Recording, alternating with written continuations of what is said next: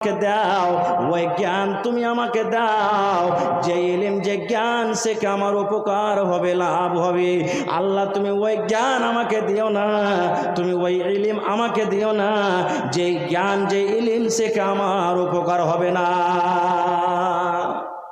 আজ মা মরে গেছে, দাদা মরে গেছে, আজকে নানি মরে গেছেন, বন্ধুরে জানাজার লাইন আমরা দাঁড় হয়ে আছি।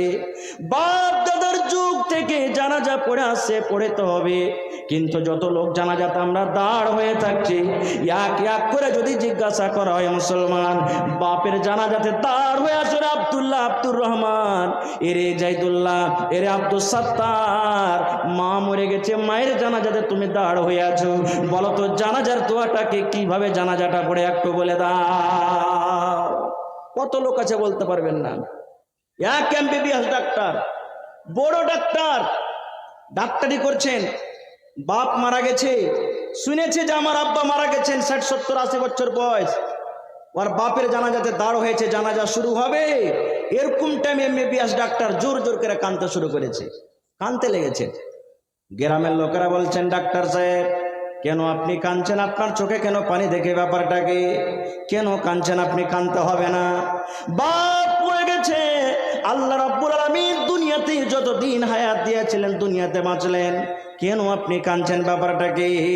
এরে মুসলমান, এমবিবিএস ডাক্তার বলছেন শোনেন, বলছেন এরে গ্রামের ভাইরা, আমার বাপ মারা গেছে এজন্য আমি কান্দি না রে, আল্লাহ আমার বাপকে যতদিন হায়াত দেওয়ার দিয়েছে, বাপ আল্লাহর পেয়ারা হয়েছে, বাপ এই দুনিয়া থেকে চলে গেলেন, বাপ মারা গেছে এই জন্য আমি কান্দি না, তবে কোন কাঁদছেন?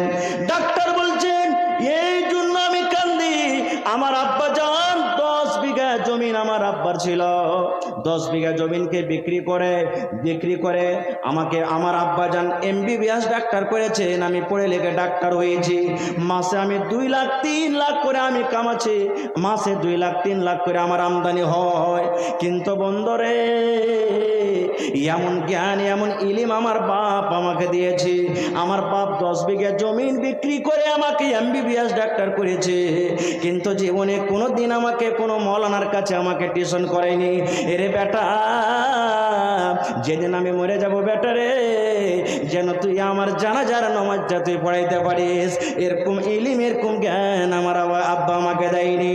এই গ্রামের লোকেরা, আমি এই জন্য কাঁদছি, যেই বাপ আমার জন্য এত কুরবানি করেছে, সেই বাপের জানাজাতে আমি দাঁড় হয়ে আমি যে জানাজা পড়বো, আমি জানাজার দোয়াটা আমি জানি না কিভাবে জানাজার দোয়া পড়তে হবে, এই জন্য আমি কাঁদছি। আল্লাহ রে, কেমন ইলম কেমন জ্ঞান আমার বাপ আমাকে দিয়েছে, যে আমার বাপ মৃত্যু হয়েছে, বাপের জানাজাতে আমি বাপের জানাজার নামাজ আমি পড়িতে জানি না, বাপের জানাজাতে জানাজার দোয়া আমি জানি না, এই জন্য আমি কাঁদছি। ভাই আমার, আজকে আমরা মুসলমান 2, 4, 5টা সূরা কোন রকম আমরা টেড়া বেঁকা ভাঙ্গা চোরা করে শিখছি। কত লোক দেখবেন 100-র মধ্যে 95টা মানুষের কোরআন ভুল হয়েছে, কোরআন শুরু ভালো হয় না, নামাজে পড়বে আলহামদু লিল্লাহি রাব্বিল আলামিন, নেকে পাওয়া যাবে, নেকে পাওয়া যাবে। কত মা কত বাপ আছেন, ছেলে বড় হয়েছে, বিবাহ দিতে হবে, আব্দুল্লাহ রে কি গা মা, আরে হত মা, মরার বেটা মরা, কাল বাদ পরশু যে তোকে দেখতে আসবে, 2-4টা সূরা গেল তুই শিখবি না, কি বলবি লোকের সামনে? তোকে যখন জিজ্ঞাসা করবে পড়ালেখা করেছ, তো তুই কি বলবি? তো ওই ছেলেটা বিবাহ করার জন্য 2-4টা সূরা কোন রকম ভেঙে চুরা পড়বে, এবার ওকে যখন দেখতে বসবে, ওর পাঞ্জরে একটা হদমা নানা বসবে, বুড়া লোক কিংবা দাদু, এবার বলে তোমার নাম কি? না তো আমার নাম ভল্টু। আমার নাম কি? মুসলমানের নাম তো ভল্টু, পটল, ঝাইটনিক, কালনি, আর কি কি এগুলা মুসলমানের নাম। বলছে পড়ালেখা করেছো? ছেলেটা বলার আগে হদমা নানা কিংবা দাদু যে পাঞ্জরে থাকছে, হ্যাঁ ভাই, কোন রকম নিজের সমান নামাজ রোজার সমান জানে, মনে হয় ও কি দেখতে এসেছে। এই মুসলমান, আজ ইসলামপুর গ্রামে বন্ধুরে আমার মনে হয় প্রত্যেক বাড়িতে বাড়িতে যদি জিজ্ঞাসা করা হয়, গোটা কোরআন দূরের কথা, গোটা আম্মা পড়া মুখস্থ আছে কিনা কোনো মেয়ে, কোনো মা, কোনো খালার বুঝতে পারা যাবে না। একটা হাদিসের কথা শোনেন, আল্লাহর নবীর জামানাতে, আল্লাহর নবীর যুগে একজন সাহাবী ছিলেন, যে সাহাবীর নাম হলো সাফওয়ান বিন মুআত্তাল রাদিয়াল্লাহু তাআলা আনহু। সাফওয়ান একজন সাহাবী ছিলেন নবীর জামানাতে। ওই সাফওয়ানের স্ত্রী নবীর দরবারে কেস করতে গেছেন। কার দরবারে? কার দরবারে? আজকে ভাইয়ে ভাইয়ে, গ্রামে গ্রামে, প্রতিবেশীতে লড়াই ঝগড়া হয়, কেস করতে কোন জায়গাতে যান আপনারা? জোরে বলেন। থানাতে যান। ওই মহিলা কেস করতে গেছেন, সাফওয়ান বিন মুআত্তালের স্ত্রী নবীর দরবারে কেস করতে গেছেন। বলবেন মাওলানা কার উপরে কেস করতে গেছে?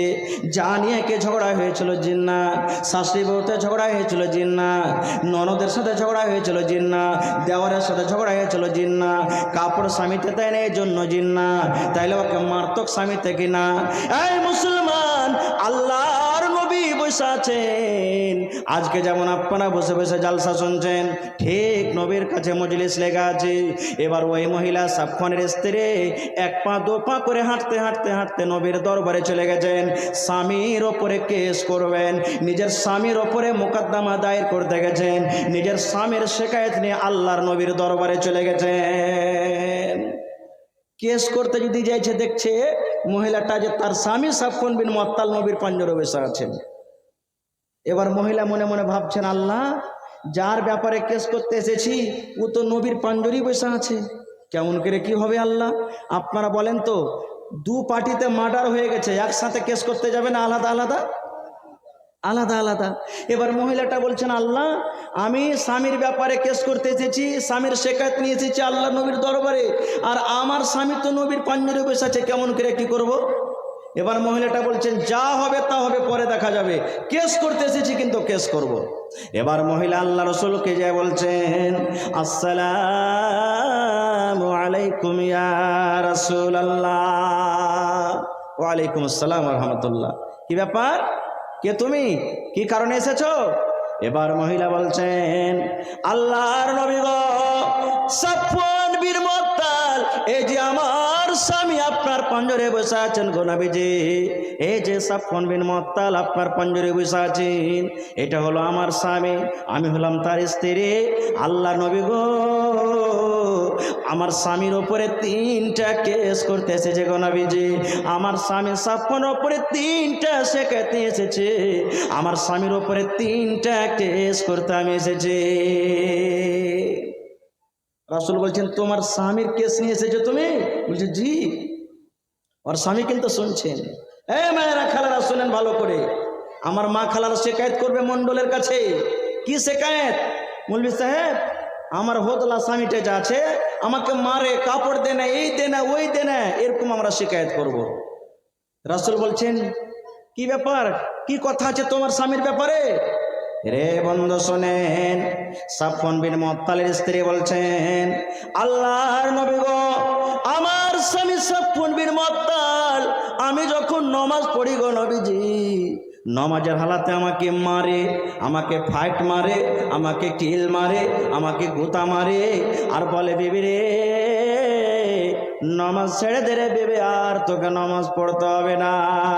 আল্লাহর নবী গো, নামাজের হালাতে আমার স্বামী আমাকে মারে আর বলে, আমি হয়তো নামাজের হালাতে থাকে, হয়তো আমি রুকুতে থাকে, হয়তো আমি সাজদাতে থাকে, কিংবা আমি তাশাহুদে থাকে, কিংবা নামাজে দাঁড়িয়ে থাকি গো নবীজি, নামাজের হালাতে আমার স্বামী আমাকে মারে আর বলে, বিবি রে, নামাজ ছেড়ে দে, তোকে নামাজ পড়তে হবে না।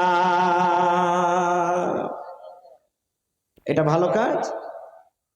নমাজের হালাতে, নমাজ অবস্থাতে মারাটা ভালো কাজ? এবার রাসূল বলছেন, 2 নম্বর শিকায়ত কি তোমার? বলছেন, আল্লাহর নবী গো, যখন আমি রোজা রাখি দিনের বেলাতে, রোজার হালাতে আমার স্বামী আমাকে রোজা ছাড়তে বলে, বিবি রে, তুমি রোজা করিও না, রোজা তুমি ভেঙে দাও, রোজা ছেড়ে দাও। আমি স্বামীর কথা মানি না, শুনি না গো নবীজি। স্বামীর কথা যখন না মানি, রোজা যখন না ভাঙে, আমার স্বামী আমার মুখে খাজুর দিয়ে, আমার স্বামী আমার মুখে পানি দিয়ে, আমার মুখে আমার স্বামী ছাতু দিয়ে, কিংবা আমার সাথে হামবিস্তারি করে মিলন করে আমার রোজাটাকে ভেঙে দেয় আর বলে রোজা ছেড়ে দে, তোকে রোজা রাখতে হবে না। কটা হলো? জোরে বলে। দুটো হয়ে গেল। এবার 3 নম্বরে মহিলা বলছেন, আল্লাহর নবী গো,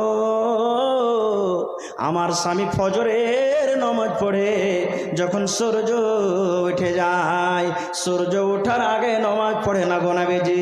সূর্য যখন উঠে যায়, সূর্য যখন দেখা যায় তখন ফজরের নামাজ পড়ে। নবী গো, আপনি বলেছেন সূর্য ওঠার আগে, সূর্য দেখার আগে ফজরের নামাজ পড়তে হবে, কিন্তু আমার স্বামী ফজরের নামাজ তখন পড়েন যখন সূর্য উঠে যায়। কটা হলো? 1 নম্বর নবীজি, আমি যখন নামাজ পড়ি আমাকে নামাজের হালাতে মারি আর বলে নামাজ ছেড়ে দেয়। 2 নম্বর শিকায়ত হলো, নবী গো, আমি যখন রোজা রাখি আমার স্বামী আমার রোজাটাকে ভেঙে দেয়। 3 নম্বরে দয়ার নবী, আমার স্বামী ফজরের নামাজ পড়েন যখন সূর্য উঠে যায় গো নবীজি, সূর্য ওঠার আগে আমার স্বামী নামাজ পড়ে না। এবার শিকায়ত যখন করা হয়ে গেল, নবী এবার জিজ্ঞাসা করছেন তার স্বামী সাফওয়ানকে, সাফওয়ান, কি ব্যাপার রে বাবা, তোমার স্ত্রী তোমার উপরে যে শিকায়ত করেছে, কেস করেছে, এগুলো সত্য না মিথ্যা? এই যুগের যদি আমরা মানুষ হতাম, আমার ব্যাপারে কিংবা আপনার ব্যাপারে যদি আমাদের স্ত্রীরা বিবিরা যদি শিকায়ত করতো কোনো লোকের সাথে, তা আমরা টের চক্করে দাঁতগুলোকে একবারে খুব কটমট করে বলতাম, হালের ব্যাপারে হলে তোকে খেয়ে দিচ্ছি, না নবীজি আমি তাকে মারি না, না নবীজি আমি রোজা ভাঙ্গি না, না নবীজি আমি সূর্য ওঠার আগে নামাজটা পড়ে নি। হয়তো আজকে আমি মিথ্যা কথা বলে পার হয়ে যাব, কিন্তু আল্লাহর কোরআন বলছেন, আল ইয়াউমা নাখতিমু আলা আফওয়াহিহিম ওয়া তুকাল্লিমুনা আইদিহিম ওয়া তাশহাদু আরজুলুহুম বিমা কানু ইয়াকসিবুন। আল্লাহর কোরআন বলছেন, যেদিন কিয়ামত কায়েম হবে, যেদিন হাসরের ময়দান হবে, ওই বিচারের দিনে, কিয়ামতের দিন, আল্লাহ তাবারক ওয়া তাআলা মানুষের মুখে লাগাম লাগিয়ে দেবেন, মোহর লাগিয়ে দেবেন। এবার মানুষকে আল্লাহ রাব্বুল আলামিন মুখে কথা বলতে দেবেন না।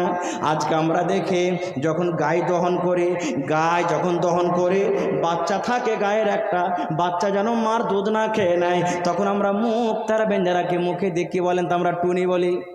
আপনারা কি বলেন? হ্যাঁ, টুনি দিয়ে দিই যেন ওই বাচ্চাটা মার দুধ না খেয়ে নেয়। এই মুসলমান, আল্লাহ রাব্বুল আলামিন কোরআনে বলছেন, বান্দারে যেদিন কিয়ামত কায়েম হবে, হাসরের ময়দান হবে, ওই কিয়ামতের দিন আমি মানুষের মুখে আল্লাহ টুনি লাগিয়ে দেব, মোহর লাগিয়ে দিব, এবং বলবেন মাওলানা আল্লাহ যদি মুখে মোহর লাগিয়ে দেয় তাহলে কেমন করে মানুষ কথা বলবে? আল্লাহ বলছেন, আল ইয়াউমা নাখতিমু আলা আফওয়াহিহিম ওয়া তুকাল্লিমুনা আইদিহিম, হাত কথা বলবে। আল্লাহ হাতকে বলবে, হাত রে বল বল তুই কি করেছিলি দুনিয়াতে। ওয়া তাশহাদু আরজুলুহুম, পায়ে সাক্ষ্য দিয়ে দিবে। হাত কথা বলবে, আল্লাহ আমি এই করেছি, আল্লাহ আমি এই করেছি, আল্লাহ আমি ওই করেছি। হাত পটপট পটপট পটপট করে বলতে থাকবে আল্লাহর সামনে। ওয়া তাশহাদু আরজুলুহুম, পায়ে বলবে আল্লাহ হাত যা বলছে ঠিকই বলেছি, বিমা কানু ইয়াকসিবুন, দুনিয়াতে যা কিছু আমরা করছি। সাফওয়ান বলছেন, আল্লাহ আজকে মিথ্যা কথা বলে যদি আমি পার হয়ে যাই, আল্লাহ জি ওই কিয়ামতের দিন তো আমি বাঁচতে পারবো না, না সত্য কথাটা আমি বলে দিই। এবার সাফওয়ান বলছে, নবীজি আমার বেবি আমার উপরে যে কেস